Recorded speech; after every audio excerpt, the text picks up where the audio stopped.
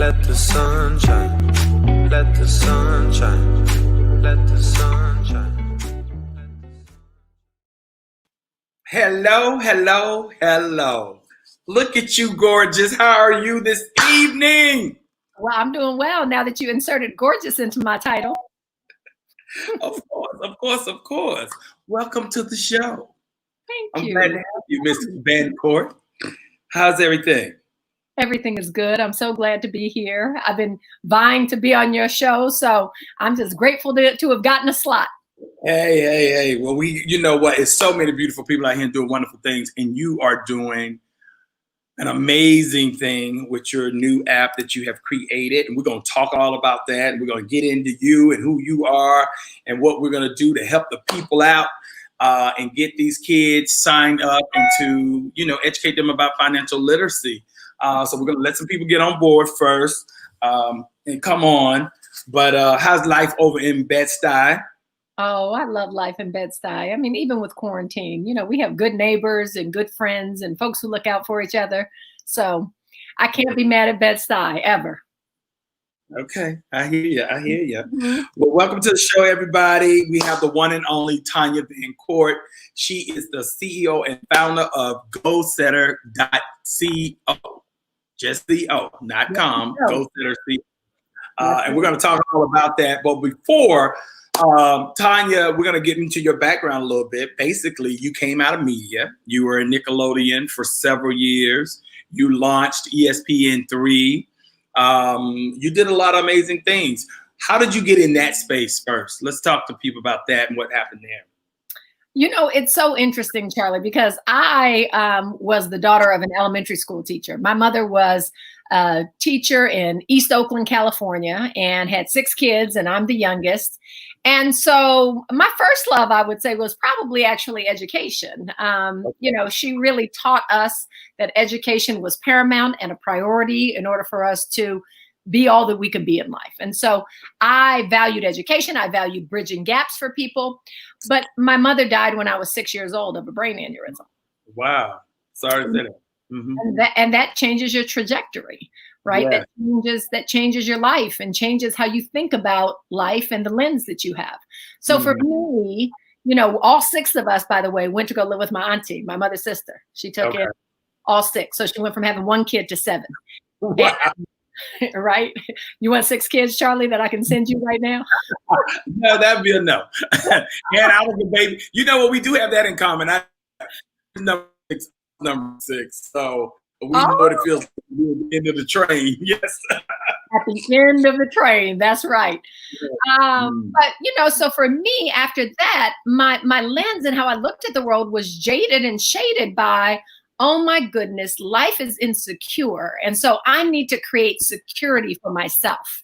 Wow. And so what that meant was I ended up, I got good grades. I ended up going to Stanford. I got 2 degrees in engineering from Stanford. Charlie, I could not tell you what engineers did when I walked onto Stanford's campus, but I was like, I need a job that's going to pay me. And so I can be at least financially secure. I can take care of myself. Exactly. I love it. I love that. I mean, you know what? It gives you, your motivation was the insecurity of, like you said, the loss of your mother. My motivation was the insecurity of thinking that I was going to lose my father and mother because they were 40 years older than me. So I thought they would die and I would be left to fend for myself. So it made me grow up faster, think about survival skills even more so, which fueled everything that I do today, in that light. So I get that connection on that insecurity of making sure like, okay, I want to make sure I can eat. And I'm not going to. Exactly. That's right. So it's true. So how did you get into media? So I started in engineering. I started working for some telephone companies and ended up actually working in Silicon Valley.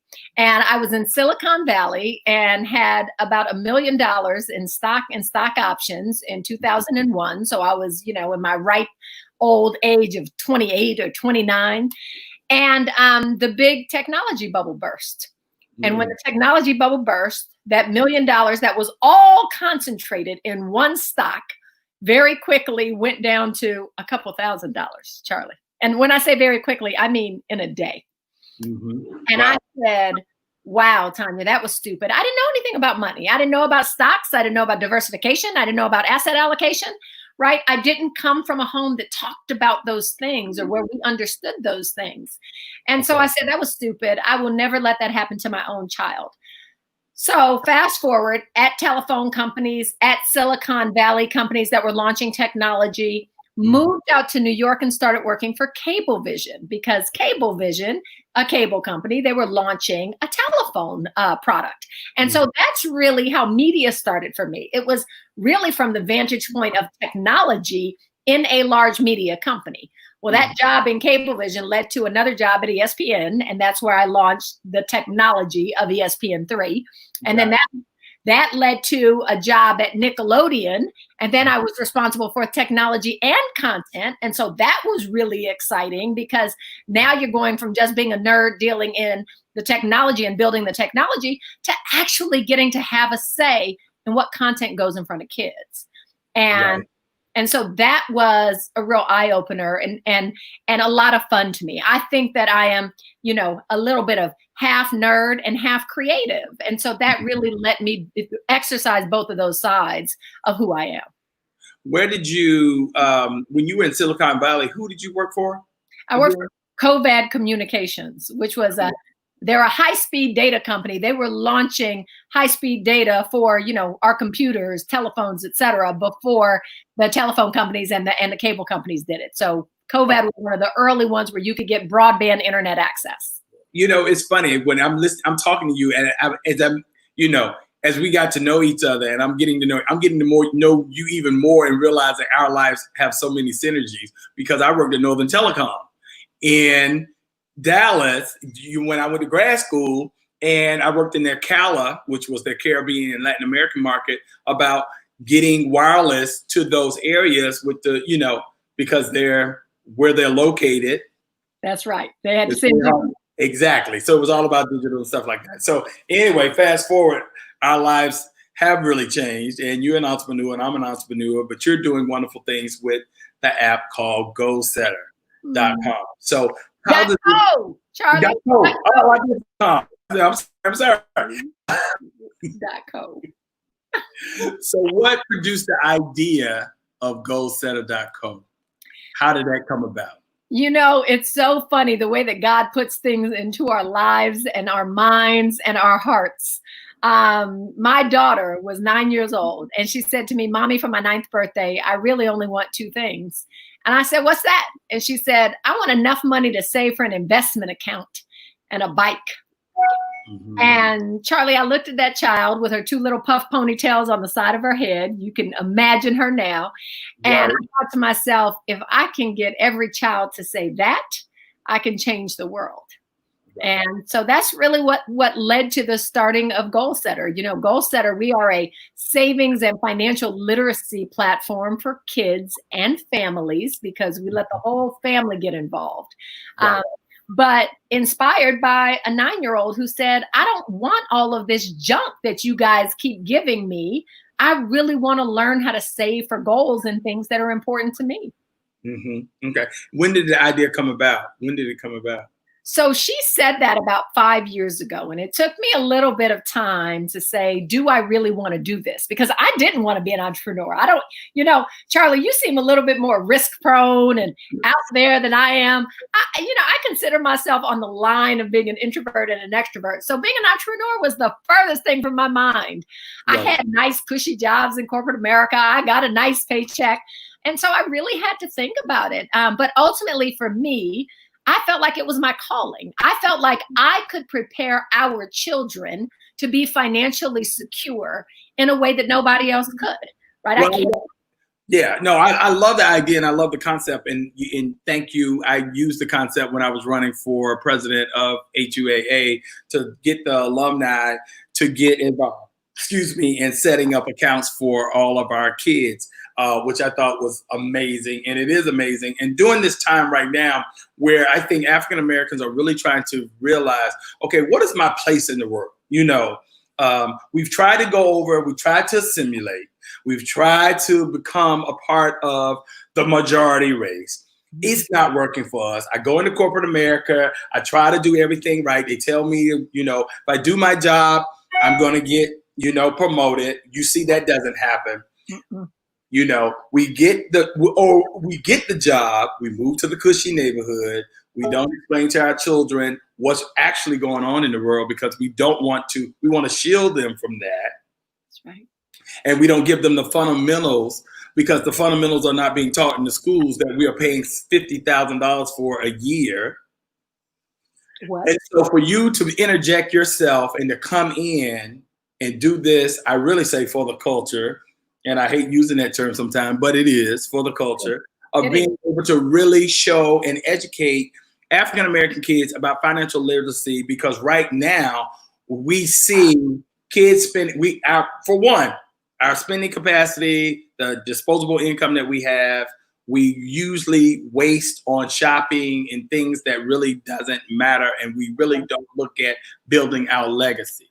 That's right. So I love this from the standpoint of you are starting a movement with children and this generation to actually create wealth and build wealth and show that. So when you think about what your message is, are you including, where do you see yourself in the global world right now, in what you've created? Yeah. So, Charlie, it's so funny because we've been working on this for 4 years, right? Mm-hmm. We've been building a little bit at a time because, of course, Black entrepreneurs don't get funded in the same way that non-Black entrepreneurs do. So, non-Black entrepreneurs can get a big fat $4 million check just because they walk into a venture capitalist office and have a pretty PowerPoint. We can't do that. And so it takes us longer to build something. But the bottom line is I always knew who I was building for and what it would look like when it was done, even if it took me a little bit longer to get there. Okay. Right. And so when you ask, how do I think about myself in this moment? I think about this product as being, this is the time for this product. This product is of this moment, because to your point, we as Black folks have woken up and said, wait a minute, ain't nobody coming to save us. Right. And that's why the title of our campaign is Saving Ourselves, right? Because there is the double entendre there of, if we don't save, if we don't learn how to be financially literate, if we don't invest, we are going to continue to fall further and further behind, and the cavalry is not coming. And, we launched this campaign on Juneteenth because that was the whole message of Juneteenth. The cavalry didn't come. The cavalry came 2.5 years late. I know. And you know what? And the funny part about that historical note, I didn't find out about Juneteenth, and I'm from the South, Georgia, that is, until I moved to DC, went to Howard. That's when I found out about it. But all my friends from Texas, and only because of the affinity of being at Howard and people from Texas, that I learned about Juneteenth, because it was not in the history books. So, of course not. That.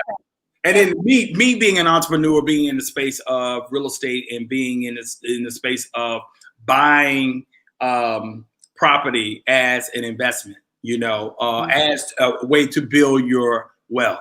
And not just to buy a house to buy a house, as I always tell people, it's great to buy a house and you should own, but you got to make sure that you own in the right neighborhood and you buy things accordingly.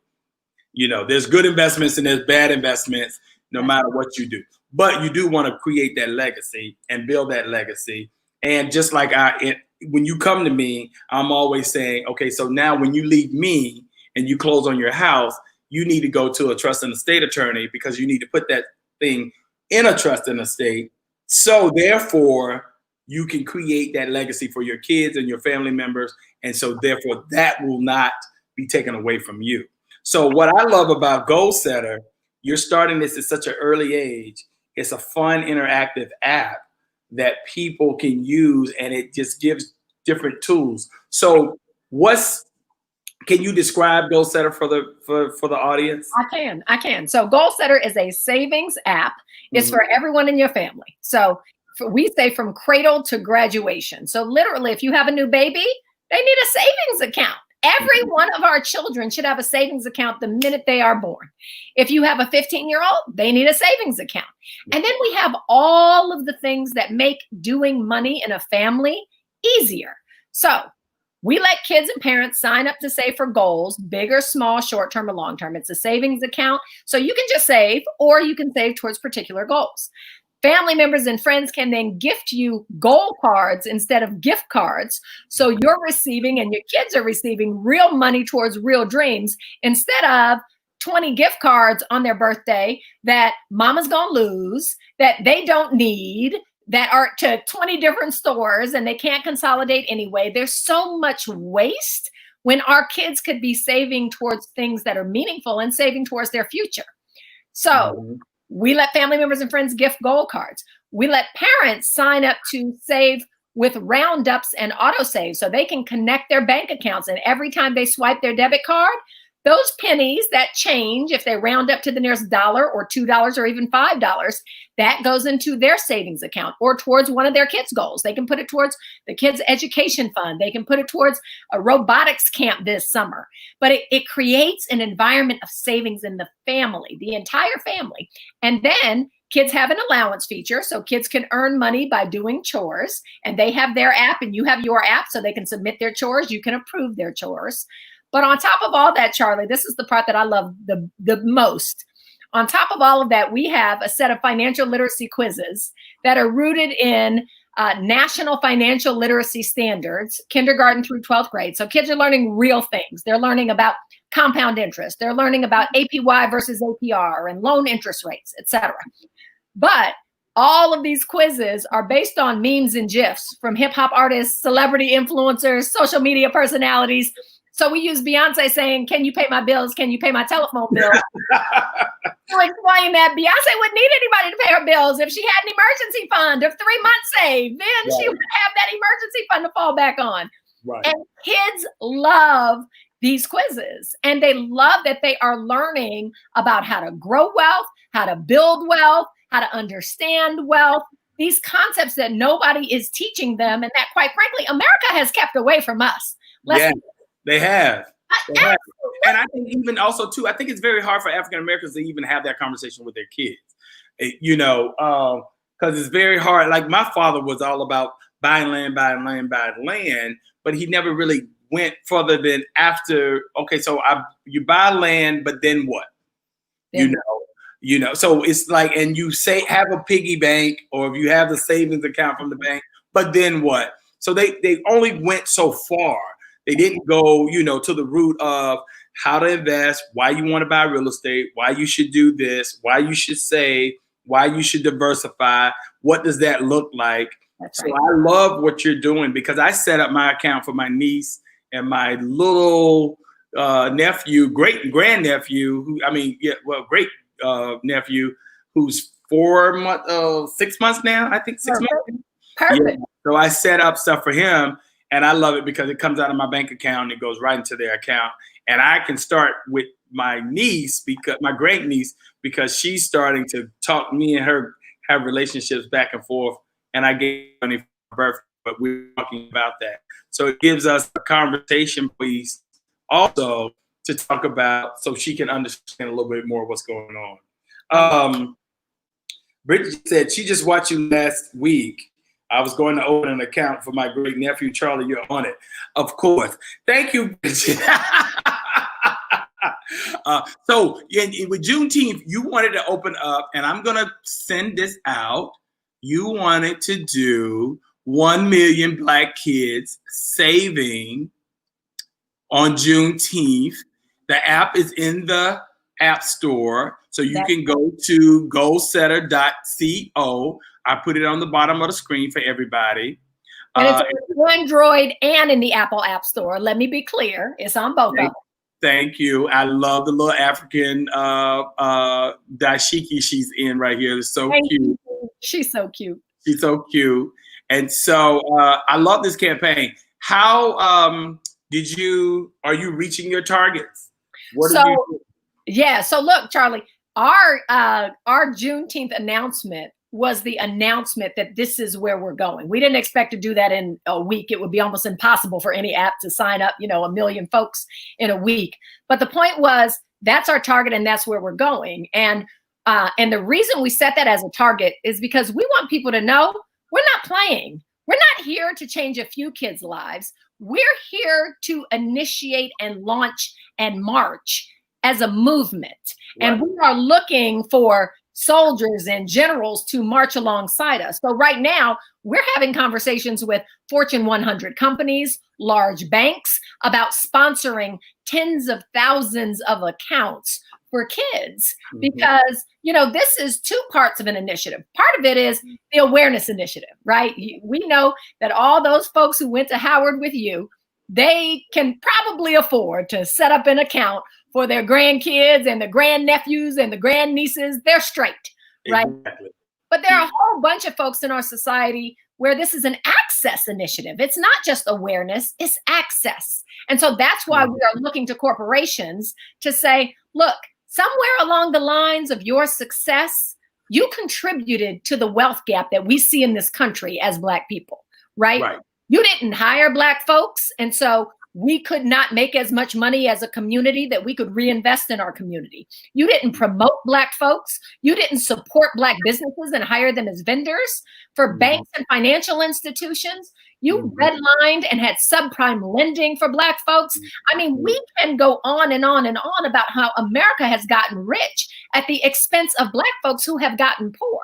And so it's time for America to be able to look at ourselves in the mirror and say, how do we support this next generation to have a different life that we did not afford them over the past 450 years? You know what? All I can say is you're preaching.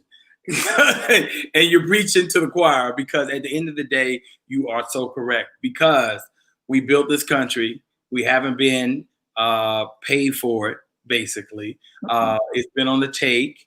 We work, as you know, African-American men, I think it's 60% on the dollar. Women, 70% on the dollar for what white men make.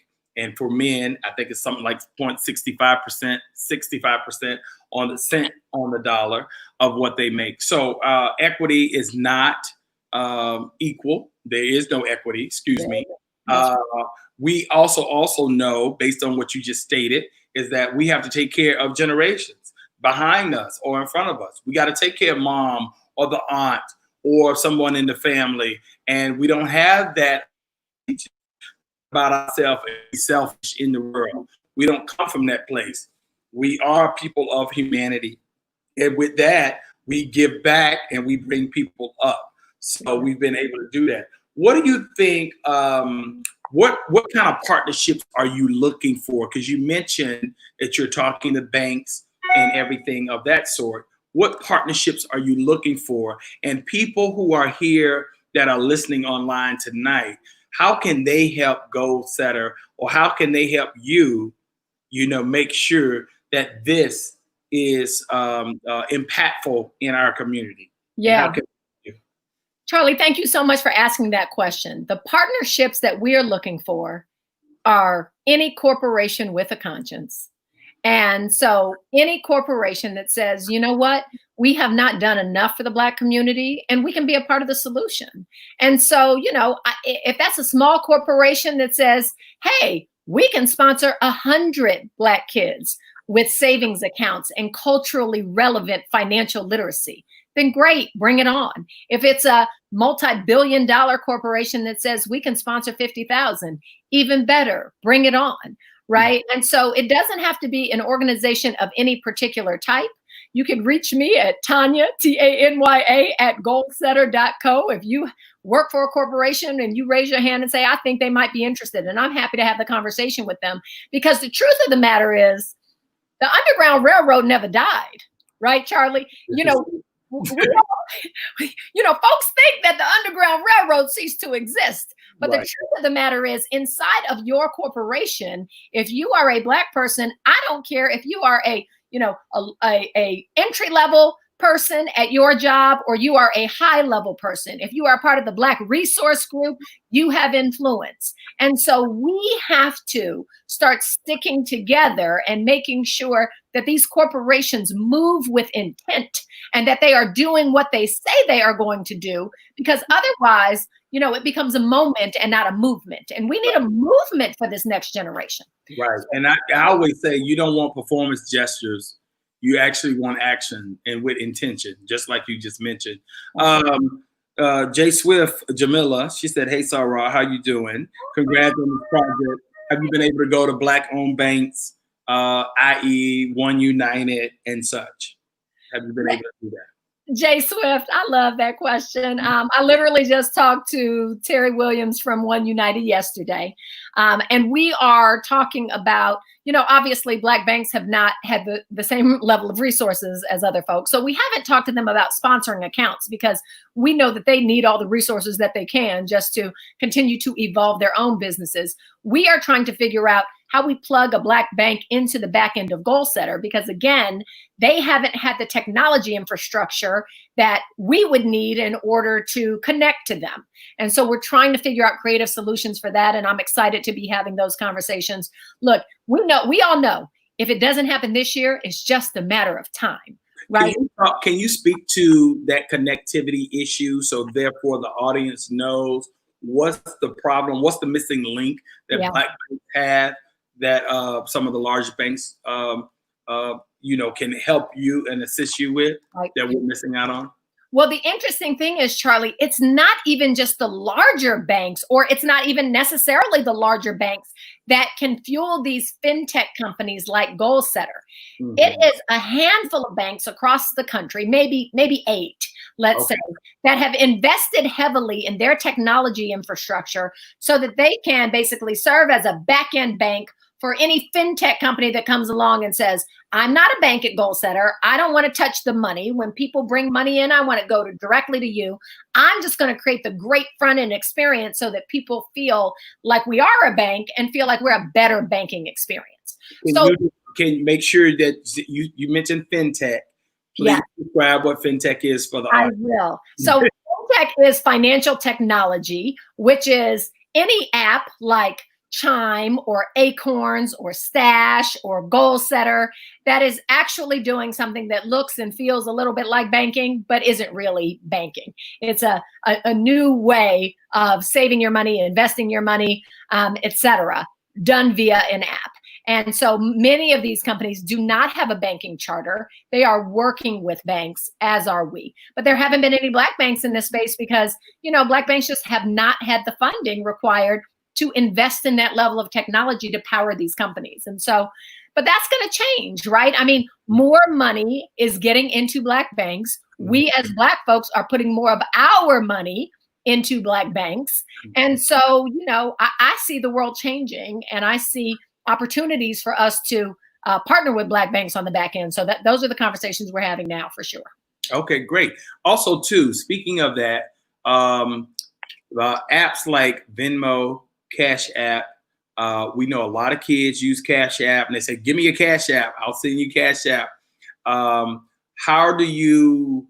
And I would say, right now, a lot of people are saying, "Use my Cash App to send me money," but Cash App isn't sending or isn't educating the kids about saving. It's just basically send me the money so I don't have to worry about money transaction. That's right. You know what I'm saying? That's so right. Are you doing anything in conjunction with them, or are you going a different direction from a Cash App to really educate your audience? Yeah, that's a great question. So look, we have all become enamored with, I can quickly send money to my friends via Venmo or Cash App or PayPal or Zelle, et cetera, right? But which one of those apps is teaching your kids how to save? Which one of those apps is teaching your kids about being goal-oriented? Which one of those apps is teaching your kids about financial literacy? They're not, because the truth of the matter is they make money when your kids send and spend, and when you send and spend. So that's what we're teaching our kids nowadays, right? If your kid has Cash App, please tell me one thing that they really know about money. They don't. They know how to spend it. And that's what we're trying to move away from. So we are actually on the verge of launching a teen and tween debit card. Literally, I got the friends and family version today. I was so excited. I love it. So it'll be about 30 more days until we are market ready and do our full launch. But our debit card is called the Cashola card. See, so, you kept it hood. I see. So, Charlie, I'm going to call you up in 31 days and say, Charlie, send me my cashola. You know? I love it. I love it. Yes. Payola. Yes. Let's go.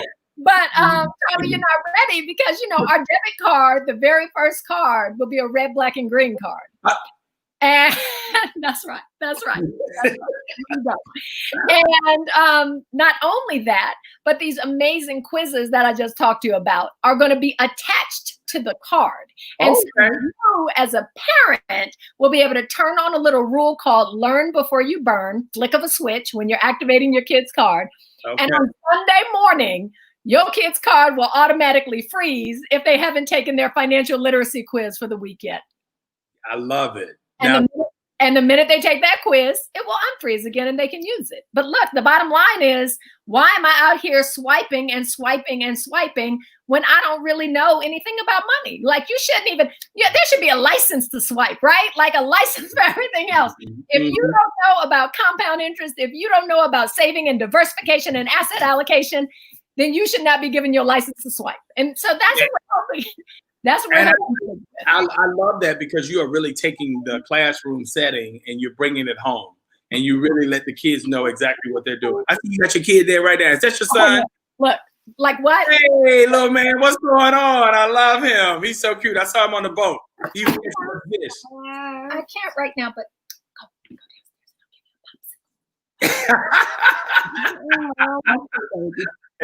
wow. Yeah. I know. He got 3 kids. Sorry, Daddy was supposed to keep him downstairs. You see? No problem. It's all good. It's live. Here you go. It's live. That's what we do. So no problem with that. Because you have 3 kids, so you really have your test demo right in your home. So what do your kids think of the app itself? So, Charlie, my kids actually helped to develop the app. So all of our content on the app, we have educators who are there developing the content.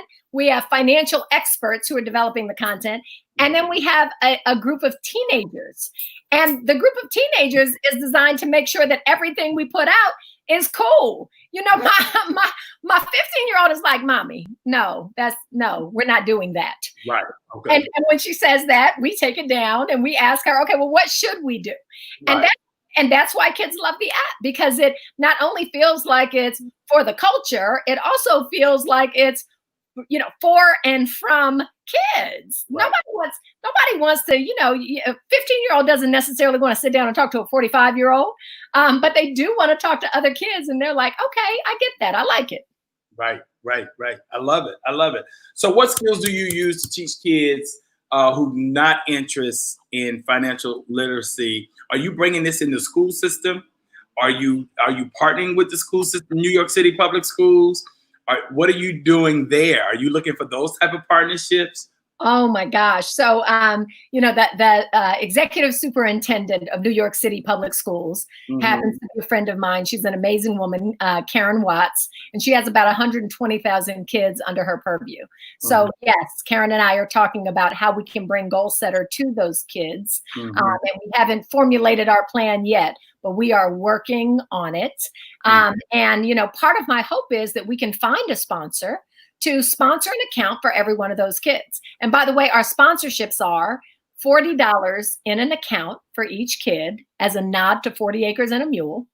And then we ask the sponsor to pay for that kid's app for the next 5 years.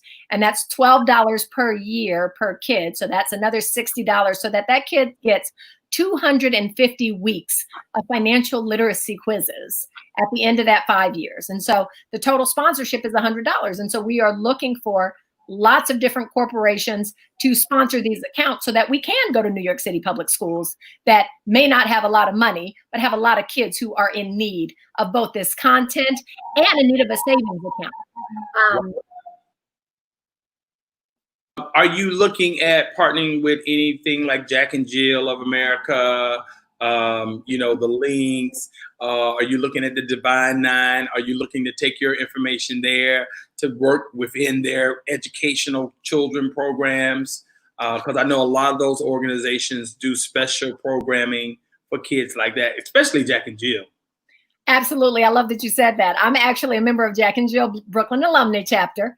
So we are definitely talking to Jack and Jill. I happen to be a Delta, as Jamila indicated. So we are definitely talking to the Divine Nine. We are talking to the Howard University Alumni Association and all of the other HBCU alumni associations. Exactly. Black churches. Look, ultimately, I got a call the other day from my girlfriend who lives in St. Louis, and she said, Tanya, my son is in Kappa Camp, and the director of Kappa Camp just told all the kids to download Goalsetter. And that's what we want, right? The more kids who are using Goalsetter, who are using our cashola card, who are interfacing with our content, the fewer kids, quite frankly, who are on Cash App and Venmo and only learning how to send money and spend money. And so we have to, I need everyone who is listening to us today, Charlie Lewis, to be a part of this movement, because, we need the numbers. We need all of these Black kids on our app so that we can continue to grow. And if we don't continue to grow and we step out of this space, we all know who's going to step into this space, and they're not going to be looking out for our kids in the way that I'm looking out for our kids. So it's true. And I love what you said about that, because I challenge everybody who's out there, who's listening today, who are part of these organizations, that you can create and program with you. So they need to get in contact with you in order to say be new and be innovative to these programs. I know there are always people that are sitting on event committees and they're trying to come up with, what can we do to get our kids involved? What is it that's going to interest our kids? Well, this right here is something that you can do for your organization, and some way you can give back to your organization that's new and innovative, and not just doing the same old fundraising drive that you've been doing over the years. One of my friends, Gary Carroll, said we need to get you in contact with Kim Sanders at the National Bankers Association. So we definitely want to do that. Sonia Lockett is sending a shout out to you too. She's Simone said, great way to get involved. To involve the entire family in financial literacy. And Satrina, who's always listening, said, are you working with the World of Money? With World of Money. Satrina, I am working with Sabrina at the World of Money for sure. She has a group of amazing kids. They actually signed up for the Goalsetter app and were a feedback and test group for me a couple of weeks ago. So I had these high school students on, and I said, okay, you guys, give me the good, the bad, and the ugly about how you feel about the app. And I need the bad and the ugly so we can continue to get better. And I would tell you, they all said, Miss Tanya, we love it. It's amazing. It's so slick. Oh, this is nothing like this big bank app that I had. And so, it really is gratifying when we are all working together to make this happen. And I love Sabrina Lamb. She's amazing and a good friend. I love it. Also, too, I just want to point out, you had this young man, Sean Ali Waddell. Yes. Who's working with you, yes. Who's at HU. Yes. He's also working in conjunction with you, and he's also an activist, and he happens to be the cousin of the one and only Muhammad Ali. The greatest. How did that relationship come about? So it's interesting. I was actually at an offsite that was sponsored by Fund 2 Foundation, which is Robert Smith's foundation. So Robert Smith, chairman of Vista Equity, who paid off all the Morehouse students' loans. He's amazing, and his foundation, run by Linda Wilson, is amazing. So they put together an offsite for 50 of the most vulnerable kids in the country from lots of different places. And these were kids from Louisville and Detroit and Oakland, who are all strivers. And so Sean was actually at that retreat, and Sean was so impressive at that retreat, just so amazing that he and I immediately connected. And I gave a 90-minute talk at this retreat about building wealth. And I thought, oh my goodness, no kid is going to want to listen to me talking about financial literacy for 90 minutes. So I went and did a special presentation. I put together a special presentation that was called Building Wealth, a 4-part miniseries, according to Jay-Z. Okay. And I used as he would say. That's right. That's right. So I used Jay-Z lyrics and quotes all throughout the presentation. And all of these kids came up to me afterwards and said, Miss Tanya, I don't listen in my blank class, my business class, my economics class, but everything you just said changed my life. And, you know, it's because I am speaking in language that they can connect to and relate to. Like, you know, normally when we're teaching about finance, it's 401k, 529. That's tax code language. It's not interesting. So anyway, all of that is to say, that is where Sean and I connected. And Sean is, I mean, he is going to be one of your HU Alumni Association stars, or just, he's amazing. He's such a bright light. He's doing so much down in Louisville around Breonna Taylor and trying to get justice in Louisville for her. But he is overall just an activist at heart, and so has been working with me on this initiative because he wants to see the next generation of Black kids being financially free. Right. Okay. All right. So you said the debit card is coming out when? Next week? Next 30 days. Sorry, Charlie. Sorry. Next 30 days. 30 days. Okay. Is this backed by the FDIC? Absolutely. So the bank that we use is backed by the FDIC. The debit card is a MasterCard debit card.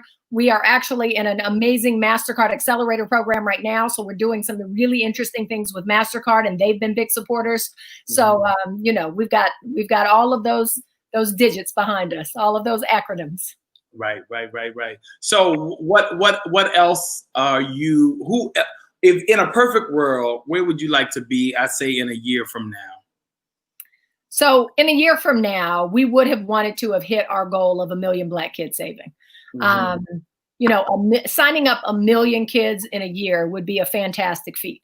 But the truth is, I'd like to be at 2 million kids, right? I think that we have an opportunity working together. We're about to launch, as soon as we launch the debit card, a whole marketing movement that's a for us, by us movement, right? Name another fintech app that is run by a Black woman.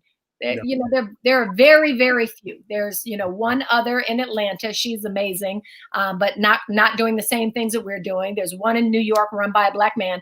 But the point is, in this financial technology space, there are so few of us that we think we can galvanize the entire Black community and make sure that every Black kid has a savings account with financial literacy attached. And I want to tell you one thing about why a savings account, Charlie, and why I'm so hell-bent on this. Kids who have savings accounts are demonstrated to be 6 times more likely to go to college and 4 times more likely to own stocks by the time they're young adults, no matter how much is in those accounts. Right. So the research tells us right now that Black people are on a path to a negative net worth by 2053. We believe that if we can get a savings account into the hands of every Black kid in America, then by 2053, those kids will be between 33 years old and 51 years old. And guess what? They will not be on a path to a negative net worth. They will be savers. They will be investors. And so this is how we're going to turn this around, by making sure that every Black kid is financially free. And so that's what would make me happy next year at this time, Charlie. You give me 2 million Black kids saving by next year with their Goalsetter accounts, learning financial literacy. That would make me feel like, okay, I'm living my purpose in this moment and for this movement. I love it. And I love how you build. And I want to build with you. And I want to take you to Howard. And I want to take you to the School of Business. And I want to work you into working with the financial workshops of what kids in order to instruct them to learn what we can do. In addition, Howard has a middle school that I think we can use this thing. And of course, we're in New York City with those sirens.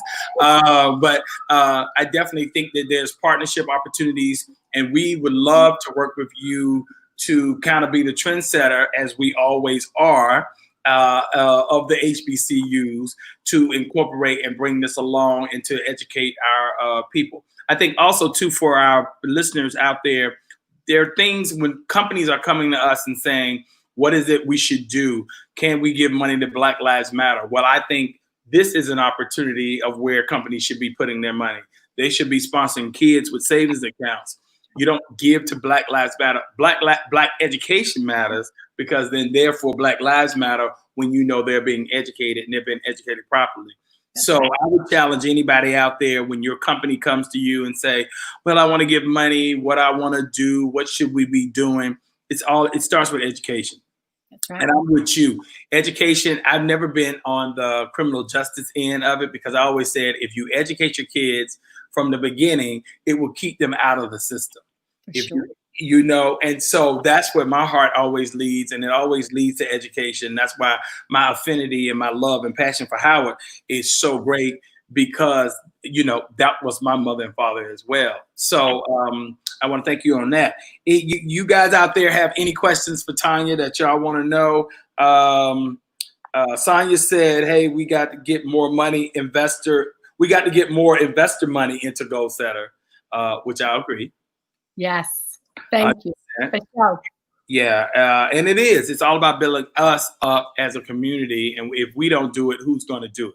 You know? That's right. And you know, the beautiful thing is, look, we can get more investor money into Goalsetter. Goalsetter can make more Black kids the next generation of savers and investors so that they make more money.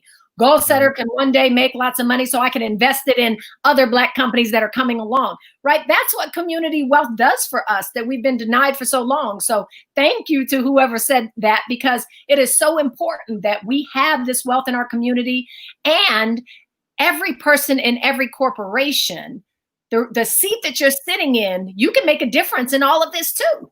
Yeah, exactly. Totally. Yeah. So we can all make a difference. That's right. Totally. And if you want to, it's very easy to always get your corporate or external affairs department involved in Goalsetter. This is the kind of stuff that is feel good stuff that they love to do, that you can always champion them. Sure. So I'm going to put your website back up one more last time for those who just came on. You can go to this website, www.goalsetter.co. Download the app.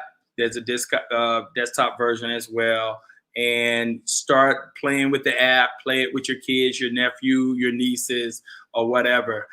Is there anything else that you want to say tonight before we go off, because we've been on and we're almost reaching our hour? No, yes, I do. I'm lying. Oh, wait, I said no, but I'm lying. I just want for everybody to, as Charlie said, you don't have to be a parent to do this. You can be somebody's grandmother. You can be an aunt. You could be an uncle. You could be a godmother. So if you have a child in your life, please set them up with a Goalsetter account. I promise you, it will change their lives and it will change their futures. We had a little girl today here in Brooklyn, and she was part of an ABC News piece that was done on us a couple of weeks ago. And the producer called me after she interviewed today, and she said, Tanya, I couldn't include this clip in the piece, but I had to let you know that you're changing kids' lives. I asked today what she loved most about Goalsetter, and she said, I love that it's teaching me things about money that I never knew I was supposed to know. I thought money was just about saving and spending, but now I know about frugality and compound interest and the rule of 72. Right. So and 12.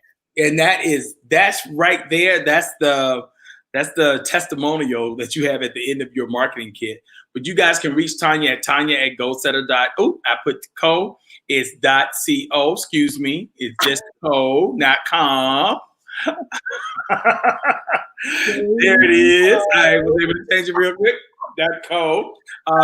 Sonia Shields said that she's sending you her thoughts by Friday. It's perfect. She's in the social impacts space, and so I know she's going to have some great things, some great thoughts. But I think this kind of discussion, I love to have this kind of discussion, because it gives people, what can I do for kids? Yeah. What can I do for the next generation?